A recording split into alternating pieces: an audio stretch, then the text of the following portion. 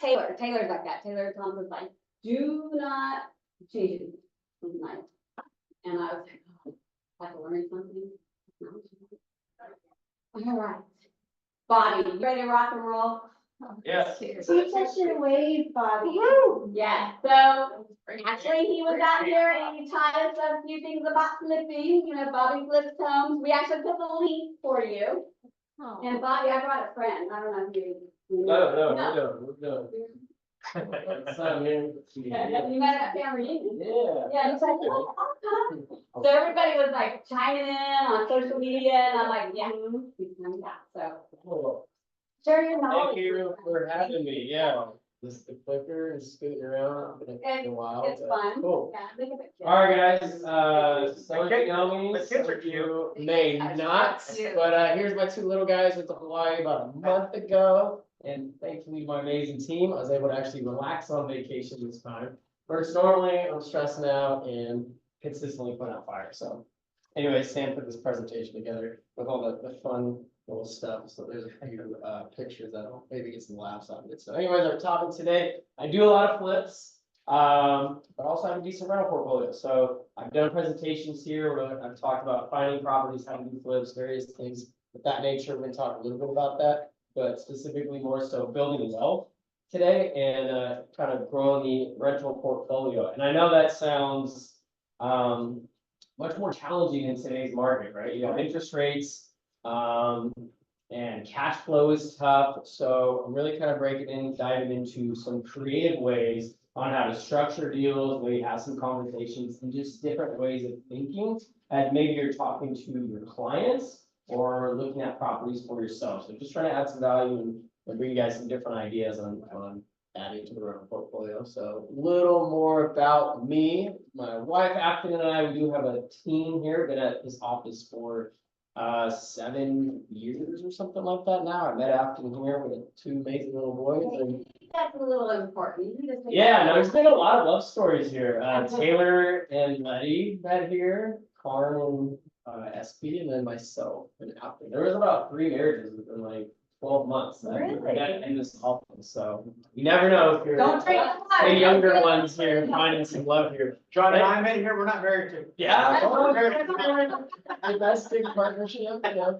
Anyways, I've flipped a good amount of homes. I've been flipping for about 7 or 8 years. Again, Afton and I have a team here, and you know, over the years, I've been adding quite a few rentals to the portfolio. Currently, added another 14-unit property to accumulate 50 units in the rental portfolio. And I did start with a broker who had 3 tiers of business flipping, owning rentals, and real estate. I really kind of learned from some different people, and along the way, just have been continuing to add properties into the portfolio. And again, you know, properties that I bought 4, 5, 6, 7 years ago, obviously those are good interest rates, right? So kind of diving into some stuff on how to structure some deals a little differently and how I've still acquired, call it almost about 30 units in the past 1.5 to 2 years since rates have gone up. Hey, Bobby, how old are you? I'm 36. 36 years old, and you have how many properties? Hey, bro. Properties like 20-ish or 60. Wow. Congratulations. I appreciate that. Yeah, and I've learned a lot from a lot of different people. I've gotten in rooms with smarter people than myself, and I think that's important what you just said right there. yeah, you know, I've learned a ton from this office, and Monty Soul is here. I have a big rental portfolio I used to connect with. Soares have always been picking his brain, so obviously there's a lot of resources that I've learned from over the years, and I've taken a lot of risks, so we're kind of going all that stuff. And what have I discovered? Flipping sales is more of a job.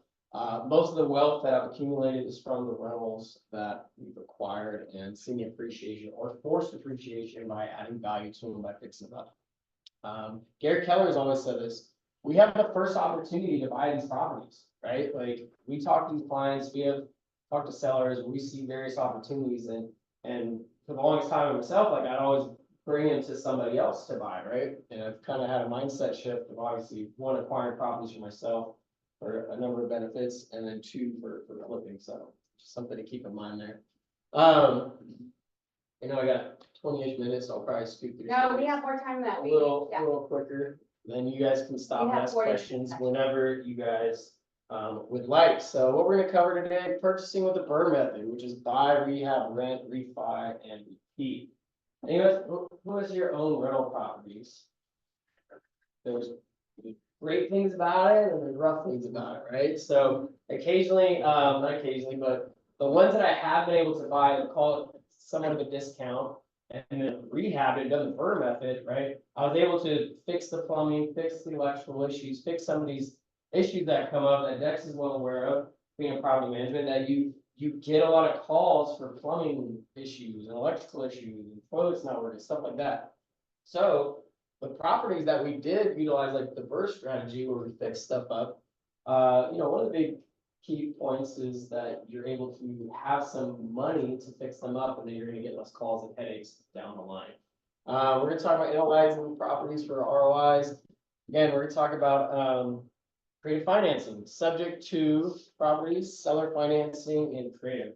How many of you had some conversations about creative financing the past 12 to 18 months, 2 years? So we'll kind of dive into some more of those and some resources to check out.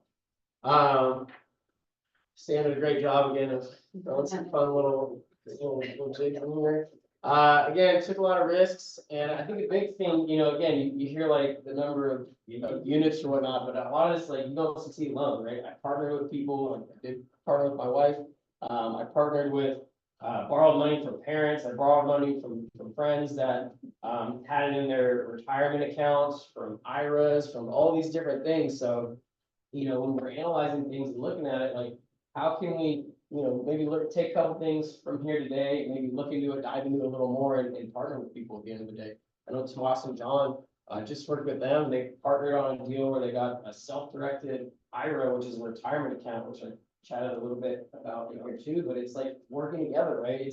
It's challenging to acquire properties the traditional way of putting 20 to 25% down right now. So we'll go into that.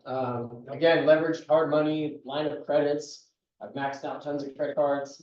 I've done a lot of 1031 exchanges. So we'll talk about a couple of scenarios that we did recently that were pretty creative. And I only, bring some of this stuff up just again for you guys to look at things and think a little differently when we're analyzing properties, either for yourself or for potential clients. I'm dancing a lot in random stuff.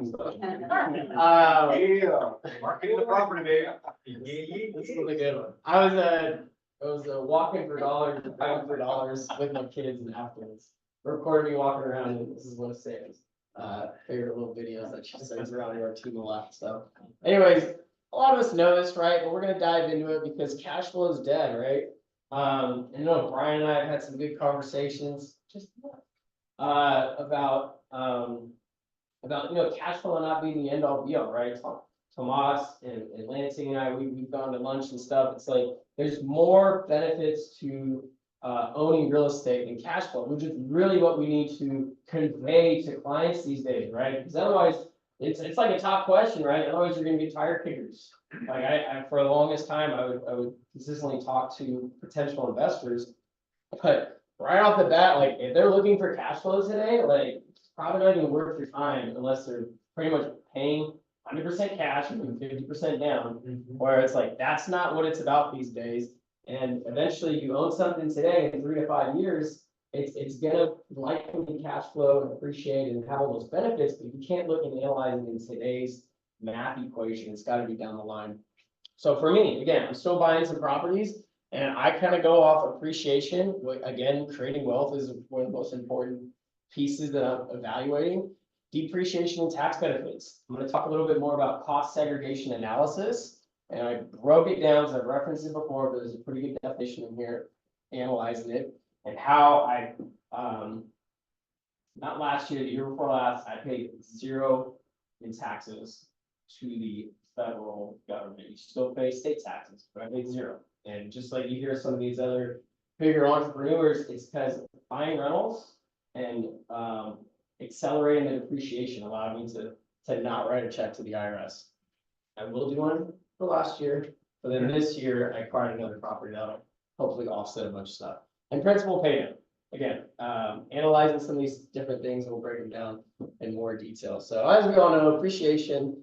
I think I saw Ryan Lundquist's graph the other day. It's still going up. It's went up 3% May over May. Did you guys kind of look at some of his stats the other day?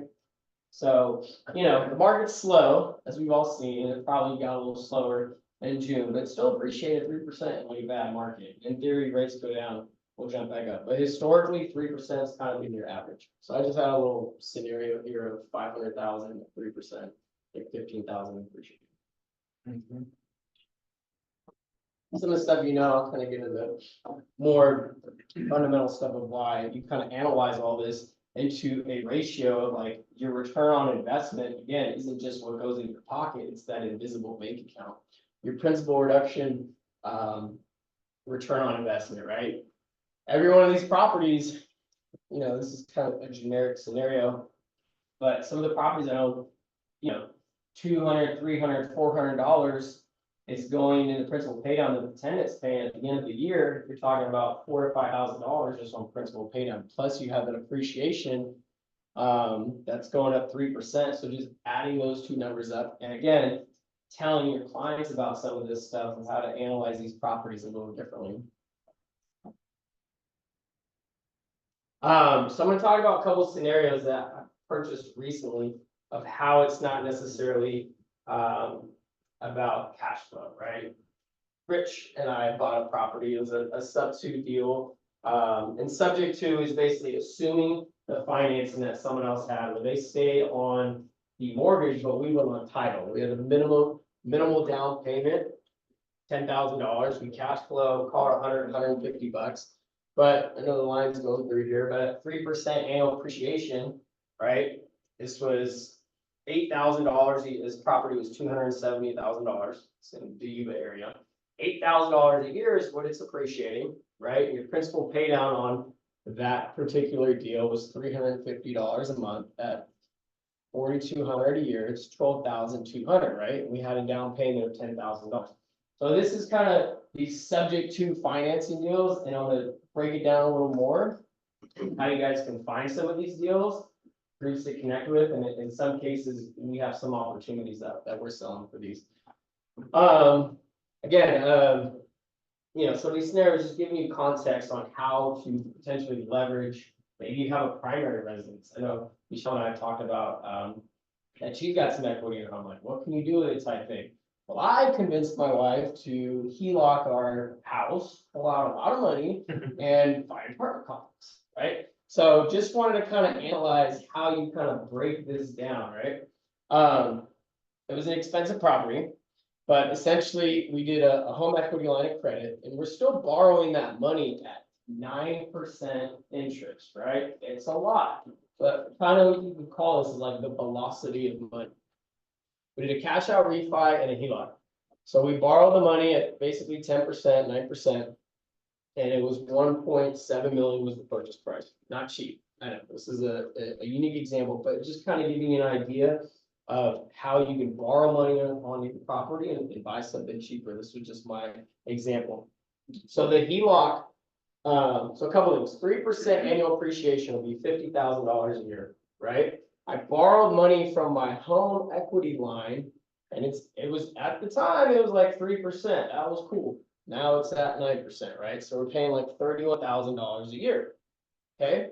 So if it's appreciating about $50,000 a year, and obviously you have options to force appreciation by improving units or raising rents, various things like that. So just in general, 3% a year, right? 50,000. Principal pay down on it is about $1,800 a month, which is nice in this scenario. Obviously, different math for different, you know, values that you're borrowing money at. So $21,000 would be a principal pay down. $50,000 would be the appreciation. So gross money going into this invisible pocket that I don't currently have, which is like long-term wealth, right? It's 71,600 in the gross return. So it's 71,000 minus the 31,000, right? That we're borrowing money from the HELOC is basically a $40,000, again, invisible return of money that I didn't actually have in my pocket. And this is what you call like the velocity of money. Borrowing money from other assets or partnering with somebody else, right? This isn't the easiest scenario to put together, but at the end of the day, I didn't actually put any money that was in my pocket down on this property. there's, different scenarios on how to use something like this to your advantage, but it's just kind of a different way of thinking, right? I think sometimes like we don't want to tap into that equity in our home because maybe we don't know what to do with it, or it sounds like a high dollar amount. But at the end of the day, if properties are appreciating in California, which most of us are pretty confident that's going to continue to happen, 3% is a low appreciation amount in California. For the most part, we were at 6 and 10 and 12 and 15 and 20%, right? So obviously these numbers would be, inflated even more so, but going off of basic appreciation math equation here. Additionally, going into, I will break down this cost segregation analysis. You could do them on single family, small multifamilies. In this scenario, I was able to do a bonus depreciation, and get like a $400,000 write-off. Kind of crazy. That's how I was able to eliminate taxes. 22, right? Last year's 23 and 2020. Any questions on some scenarios, and I'll scoot over to kind of break down cost segregation analysis a little more. But you could do these scenarios in smaller properties. The cost segregation analysis, essentially it costs some money for a firm to come together and determine how you're going to accelerate the depreciation on a property, and then you can get a bigger write-off in the first 5 years. Bobby, who handles your portfolio? Do you guys do it, or do you have? For management, Yeah, I mean, that's I have a couple management companies. right, so you don't do it, because I just believe it. Yeah, I have some properties in like the Yuba Marysville area, and then those from around Sacramento region. So another scenario, again, these are just creative ways to kind of think about things, right? Purchase a property in Olivehurst, maybe some of you guys have seen online, so it's pretty much.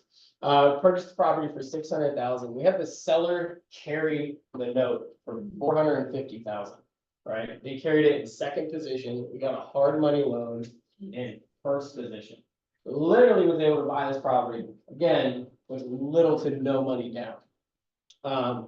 You're able to do more creative financing with sellers, right? They carried the note at 5% at an interest-only payment for $1,600 a month roughly. And I worked it out, there's no payment for 6 months.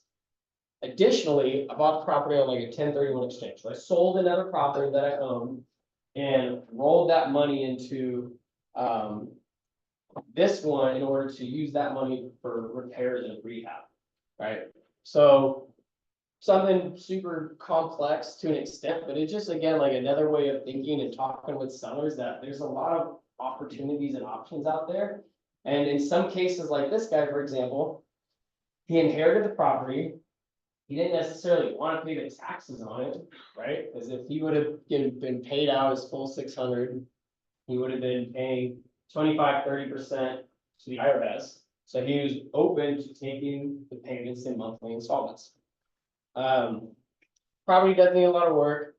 This is another scenario where we'll do the cost segregation analysis. You improve the property, you then refinance the property. You could pull money out, and there's no taxes on doing a cash out refi on that money that comes back in your pocket. So, Hello, creative ways of thinking and just understanding that. hello. Do you have a question? What up?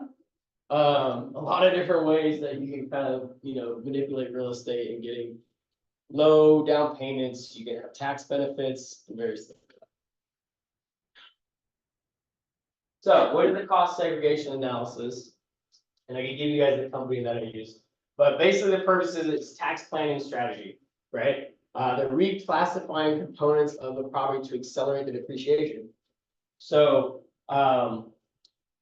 your most things are on a scheduled depreciation of 27 years when you purchase a property. If you don't do anything in your property, they just depreciate it over 27 years. But if you do it in an accelerated breakdown, they will look at your floors, your paint, dry rot, they'll look at a lot of these different things, and they will push it over like a 5 or 7 year period. Okay, so if your floors, paint, kitchen, all those things, they kind of value that. Those, the life expectancy is maybe 7 years of those items. So they will accelerate it, and then you'll be able to get more tax savings right off the bat. I know there's, there's different breakdowns of how you write things off.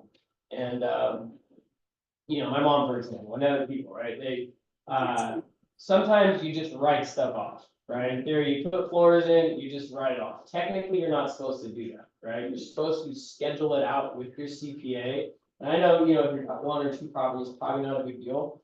But in theory, you're supposed to report it to your CPA, and then they kind of, you put your 3,000 or 4,000 floors, and you get those benefits over 27 years. So if you do like some significant rehabs at times, then it could be valuable to do one of these analysis, and or if you have a property, call it more than 2 units, you'll definitely see some benefits from one of these. There's a question on Zoom. Melissa, want to ask your question? She has her hand up. No, that was my hand up for when, for something else, a long time ago. Okay. You can put it down. Cool. So again, talking about current market restrictions, interest rates are high, there's no cash flow. Is it risky? At the end of the day, it's like, what are you gonna invest in? Some people have cash, they're just sitting on the sidelines, but they don't want to do something. So I think, again, like going through this, having some different ways to think about how you can acquire properties. And again, like, with opportunities like this, there's less competition, right? There's less people maybe willing to take some risk. There's less people maybe talking to some of these sellers because they don't know how to make a deal work. So having some different lingo and verbiage on how to be a little more creative can be helpful. So probably right now, right, as I've experienced, a lot of sellers are open to doing some creative options. You can grab some deals for less money down. You can assume current mortgages. Sellers are open to carry notes, and they've always kind of been. We'll give you some resources on how to kind of dive into and learn a little more about that. Real estate's still gonna be one of the greatest investments to appreciate the asset. California.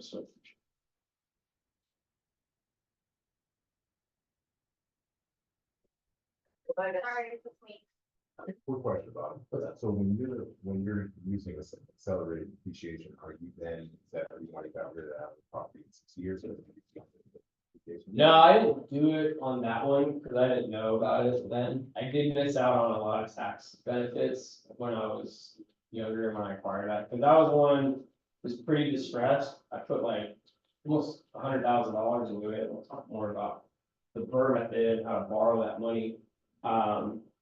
But I never utilized the tax benefits. So I missed out on some pretty good tax savings 4 or 5 years ago. But really, that property was in Oak Park.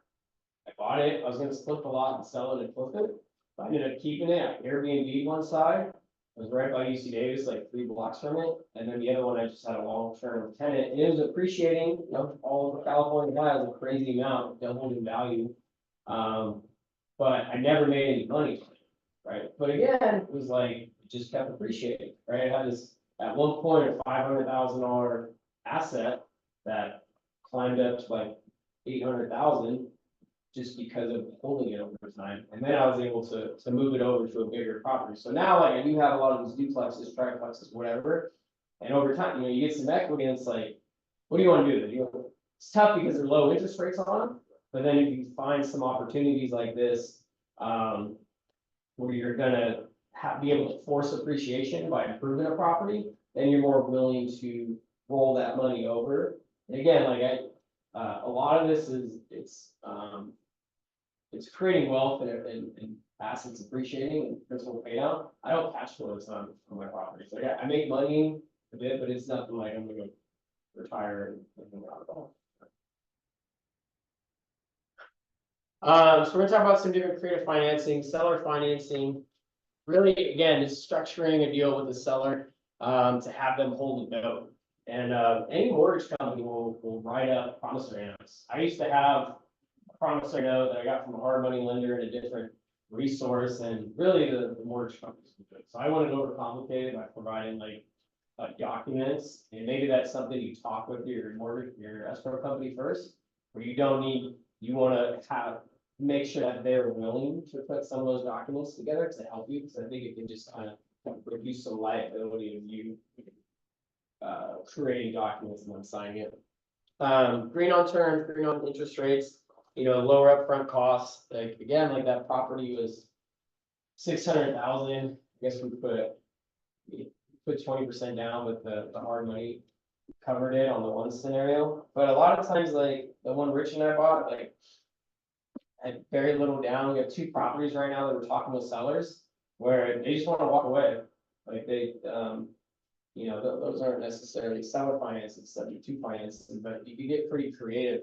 And I guess the thing on seller finance, the big one, is that we've been talking with some sellers about it, but you can maybe give them more than what they're asking for, right? If they want 400,000 and it's not worth 400,000, you can give them that price, or maybe give them a little more, but get creative terms, right? Maybe you have very little money down or 0 money down. Some people are fixated just on that sales price.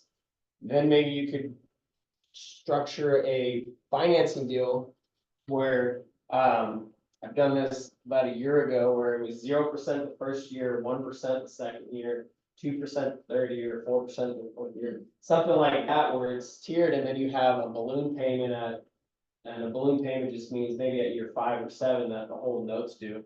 But be able to structure it differently, because if you have a traditional mortgage, it's all interest payments up front, right? 90% of your mortgage is interest. And then over time, like, it kind of tears off, but if you're able to structure something with the seller and you do just principal pay down at first and maybe give them a little more, again, why would someone want to do this? Because maybe they don't, one, maybe the property's not selling. 2, they don't want to pay the taxes, right? It's a $300,000-$400,000 asset, and they're paying 20-30% right off the bat for capital gains. This could be, that's kind of within that conversation, like, you're taking money over time. It's kind of like an annuity for them. For a lot of older people that are selling, it could be again, like an annuity. Like, where's their money gonna go in a bank, or they're, just an easy way to get payments over time. Any questions on, like, seller financing and so subject to finance, kind of a big thing that's getting tossed around, and it has been for a few years now. Really good resource is Pace Morby. This guy's like the godfather of creative financing, subject to financing. So he's got a lot of big on Instagram, big on YouTube. He has a whole community, and even on Facebook, if you go to, like, subject to Sacramento or something like that, there's deals from all over the country, like that are like low down payments of basically assuming other people's mortgages. What it means is you're basically agreeing to transfer title, and you go on title, but they stay on the mortgage, right? So there is some things to be aware of. There is something called a due on sale clause. In theory, if the mortgage company wasn't comfortable with it, because you're not fully getting the okay from the mortgage company, right? That is kind of the risk. But for the mortgage company, they just want to get paid, right? They don't want to foreclose on a property. If you're making payments, they're not really messing with you. So talking about, benefits, you can acquire without jumping through the hoops of getting financing. You can put little money down. You can have a better interest rate. A number of different benefits, especially if they, refi before 2022. Cons, seller stays on mortgage, you go on title. It can be a little messy, but you're able to acquire property for the money down. I've been seeing it a lot lately, where sellers do reach out to us looking for a cash offer, but they don't have the equity, 1, for us to make something work, 2, sometimes, real estate commissions or things like that. So what are your options, right? People are willing to pay a little more in some cases if they don't have to do all the messy financing, and you're still getting some scenarios where they don't have equity, where maybe you're at a 5 or 5.5% interest rate, which is still a little less than 7%. Any questions on, like, subject to financing? So the reason one that we did, there's a couple ways that you can look into. One's called a land trust. where it has some protection over like a due on sale clause for a mortgage company. And the other, put a trust in place with the sellers, or call it the address or something like that, so if they don't see like Robert Peterson on title and a mortgage with someone else's name. In some cases, you could be a little creative on the mortgage company not necessarily catching that title was changed, but in theory, it's like one of those things, maybe you're doing it for a couple of years, or maybe it goes on forever. But, you know, the idea maybe is that rates come down in the future and you can do a traditional refinance, otherwise just kind of sticking with the seller's mortgage and keeping it on that one. When you go under, or do you have a plan? Do you think you go left? Yeah, I gotta look in more into the land trust. I was hearing that, there are some ways that they can't initiate like the due on sale clause with like a land trust. But, you know, plan B is like, there's a little bit of equity in some of these deals, and you're getting the principal pay down, and if you're walking in the property, with little money down, then, you know, there's always gonna be risk, like taking over any side of the rental property. Self-directed IRAs to acquire properties is kind of what I was saying. I use a company called Horizon Trust. I know Tomas and John got set up recently. Essentially, like, they're pretty cool. My dad actually, was a city planner and had a retirement account and rolled some money into a self-directed about 15 years ago or something like that. So that's kind of the first time I started to hear about it a little bit. And he bought a couple properties in this account, rental properties. So you can acquire properties. If you guys have a retirement account of some sort, called a 401k, a past company, whatever, you can roll it over to a self-directed IRA, and then you can have more access and flexibility to what you purchased with that money. So John and Tomas just recently bought a flip it, right? They're gonna flip a property, or it was in Pollock Pines, it could have been a perfect like short-term rental or long-term rental or something like that. So you know, you have the ability to flip properties in there where, again, you can partner with other people and utilize other funds. In some cases, you can use that self-directed money to, with a loan on it as well. So you can like use the down payment from your self-directed and get a loan. It's called a non-recourse loan, technical term here, but there's some options to acquire properties where you only have like 40, 50 grand in this IRA, you can get another loan to help with it. And the reason why, okay, it's called a non-recourse loan. You can't get a traditional loan on an IRA because your IRA doesn't make any money, right? So a traditional lender, no lenders would lend me money, right? They lend Bobby money, but my IRA doesn't have any, you know, income and things like that, and credit scores, right? So they have to do a non-recourse loan, which may be called a private hard money loan, where they're joining their funds, where they're underwriting the deal based on property. So anyways, self-directors can be cool. You can buy crypto with it. Some people are that. I haven't recently. You can do other business ventures. So you can have your retirement funds in this account, and you could literally create like a marketing company or something like that, or you could have a vending machine company. I don't know, whatever little car washing companies, like, it's so like flexible on the options. And again, the company that I use was Horizon Trust. I watched a couple podcasts or listened to a couple podcasts that really sold me on it as a way to you know, be able to maneuver within a retirement account. Because for me, right, I don't know or fully understand the stock market. I put money in like an S&P 500. Which has been doing well lately. I have zero clue how, because the economy feels like it's teetering in about the fall. Somehow, the S&P 500 has been doing well the last couple of years. Well, historically, they're, you know, 7 or 8%, right?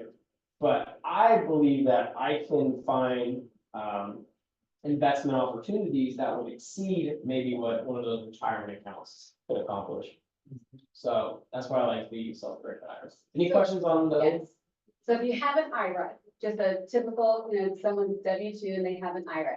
But what I'm hearing is you could take this IRA and put it, somehow leverage it into, You roll it into a self-directed account, so most commonly. and there's no tax issues when you do that? No, Okay.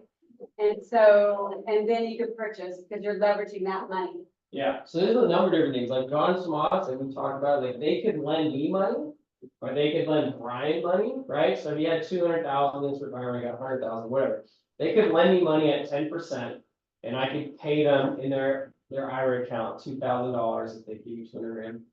I could pay them that money every month, right? That's one way you can do it. Or yes, you could just purchase a buy and hold property and keep it in there. You do a short-term rental, right? Who knows if you want to do vacation there? And then, or you could do a flip. Right, so it's cool because there's a lot of different ways you can, manipulate the account and be able to be maybe a little more hands-on involved with where your retirement dollars go. Wow, we Yeah. never knew that. That's good information. Yeah, and let me, Bobby, if I can just, Yeah. because John and I just recently, yeah, and it's great, because, we put our marbles together, so it's rounded up a few pennies. And the nice thing about that is, since it's our money that came from a retirement account, there's no, you don't pay any taxes on it. And, so we're not paying ourselves any interest either. So as we're flipping this property, we don't have, there's no interest, there's no mortgage, there's nothing, because we own it free and clear, because it came out of retirement funds. All the expenses are paid from the retirement account. And when we flip it, and make money off of it, all the proceeds go back into the account as well. So that account keeps growing, you just keep going forward. But one of the nice things about it is that I look at it as we don't have any expenses, because it's not coming out of my personal account. Yeah. It's coming out of a whole separate account. The money that you make from the flip, do you have to pay taxes on that, or does that? No, so the money that we make from the flip goes right back. It Into goes your right back into the IRA. You can't touch it, You cannot touch it. but you can leverage it to buy another one. Exactly. And then eventually, so right now what we're doing is we're building, this is another arm of us building our retirement. Right? And when we get to the age of Yeah. 59 and a half, then we can start tapping into it with no tax consequences.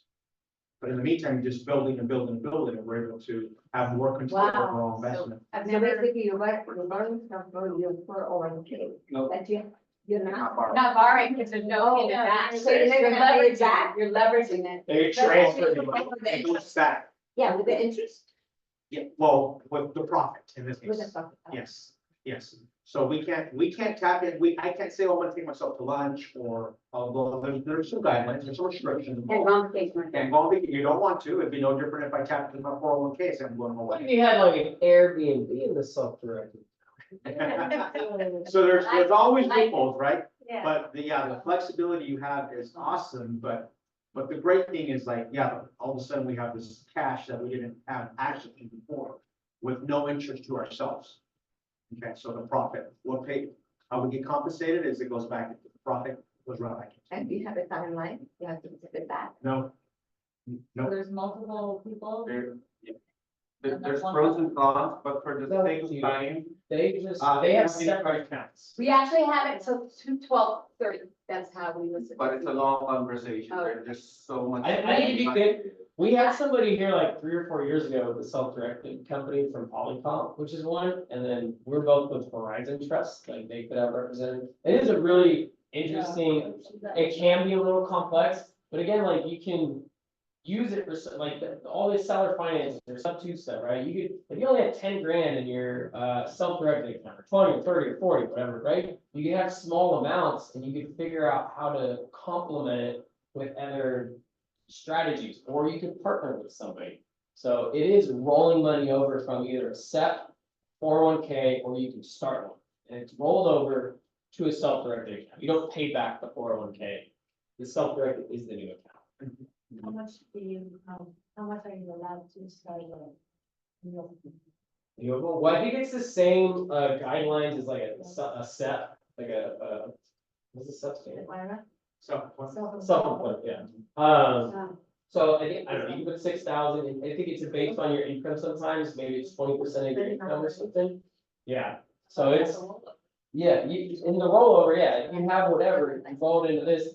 And you can, there's self-directed accounts that you can still link it with the S&P 500 or another mutual fund, right? So when they finish their project, I have some money out right now that I lent to somebody. You could, if the money's sitting idle, you put it back in like a mutual fund or something, right? And what I've kind of offered is sometimes, like I borrow money on my flips, and again, bridge money, where I've lent money out, I lent somebody, because there's a down payment on properties, right? And it's less secure, but maybe I know this person well, I lent my money out at like 20% return, right?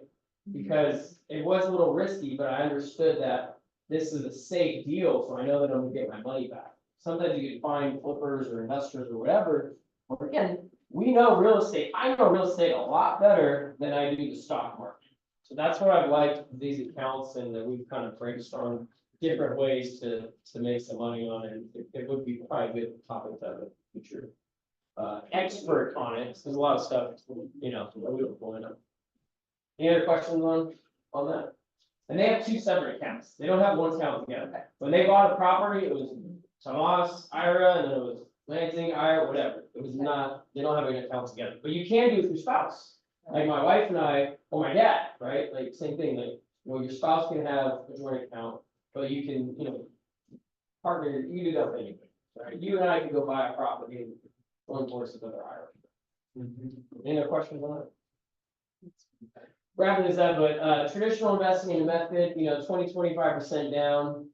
Properties are often occupied. This is kind of going into the Burr method and why that's kind of beneficial. I'll just give you an idea, like a typical Burr deal, which basically means that you're buying a property that is distressed, you're rehabbing it, you're fixing it up, and then bringing it back out. So again, like being able to structure and borrow money in different ways. So when I buy a property, I usually use a hard money loan. And oftentimes, the lender will require 10% down, and they'll give you 100% of the rehab costs, right? At times, I borrowed the money for the down payment from someone else. Again, if I wanted to borrow money from them on their IRA, I can use that money for the down payment for this hard money loan. So you can walk into these properties with zero money down, and the hard money lender will give you the rehab funds. So, and the first strategy is you buy it, you rehab it, you then refinance and rent it out. So rough kind of numbers here of how I've acquired a lot of the properties. In this scenario, your initial loan was 360, you borrowed 70 for the rehab. In a lot of cases, I've even borrowed that 10% down. So, you would need $50,000 cash to close, or you could borrow from someone's IRA. And this is one of those things, like how many people do we know that has these retirement accounts? It's way easier to ask to borrow money sometimes when it's in this invisible account that you can't touch. It's harder for me to lend out 50,000 in my pocket than it is like, oh, I got a retirement account, sure, like let's lend it out at X return.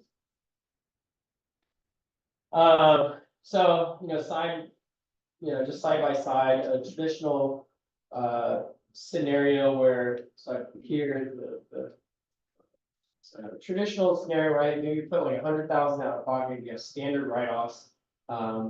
Tenants like they're paying market value. If you find something distressed, you can put less money down, you can refinance it, you'll have money, when you're improving a property, right, I mentioned that cost segregation analysis. You're borrowing that 70,000 in that last scenario from the lender, right? And you can write that money off. When you improve a property, you have all those potential write-offs to do the bonus depreciation. So again, if you do a traditional property, you buy it at 500,000 and you put 115,000, you don't have all those potential write-offs. If you buy something at 400 or 350 and you borrow the money to rehab it and you improve that property, you can, then it makes more sense to do that cost segregation analysis, and you'll have big write-offs to offset your income. You're gonna get market value rents, you're not gonna have the plumbing and electrical issues, stuff like that, sweat equity and updated property, and ultimately you have less money down, sometimes none if you bought it at the right price per se. Any questions on that? This is kind of the loan kind of broken down. Usually your interest rates can be 9 to 10% on a hard money loan. You do pay points to a hard money lender. But you gotta, there's obviously more to sweat equity, right? When we're working on these properties, you gotta manage between a rehab. It's kind of how the lender determines your loan to value. It's usually gotta be 75% of the after repair value. But again, maybe you can borrow that money the down payment money, so it's not as, much taken out of your pocket. Hard money loans, you can close like 14 days usually. Just some resources, Bigger Pockets was a big one that I followed. I mentioned Pace Morby, definitely go look at him if you're, got a question on creative financing. Books to read, David Green's actually with Keller Williams, he's the host of Bigger Pockets, he's in, Brentwood or something like that. Yeah, and he wrote a couple books, Home Run All the Time, for long-term investment. Local meetups, I host a meetup. You guys follow me on social media. We usually do it at Crawdads. We bumped up at Roosters on the river, but right over there next to Crawdads and Chevy's. We're gonna have these guys presenting on subject to financing. They have like hundreds of these sub-2 properties. And they're gonna talk about some creative ways to purchase them or find them or different things like that. So they're gonna be they're based in the Bay Area. They do stuff in all over the West Coast. Fair stuff with others in the industry, great partnerships. But yeah, definitely love to see you guys out at one of my meetups or ask any questions. I'm here, and I think I got some. I'll speak from that. Info on if you guys want to follow some of the projects or questions or stuff like that. We'll be active on Instagram. Thanks for coming out, guys. I did bring some pizza for you guys. I'm always buying property, so keep me in mind if you guys have any distressed deals. If you have any questions, I'll be hanging out. This was amazing. There any questions? I don't. Thank you so much. Yeah, thanks for having me. We definitely will talk. Yeah. Yeah. Yeah. Enjoy your pizza, you guys. Can be used or out of state as well. Self-directed? Yeah, they can in different countries, probably. But- Out of state. Alright, yeah, no, yeah, for sure, I've stayed, yeah, no problem there. And I think maybe it's kind of. Yeah, sounds like creative. Yeah. Yeah, we're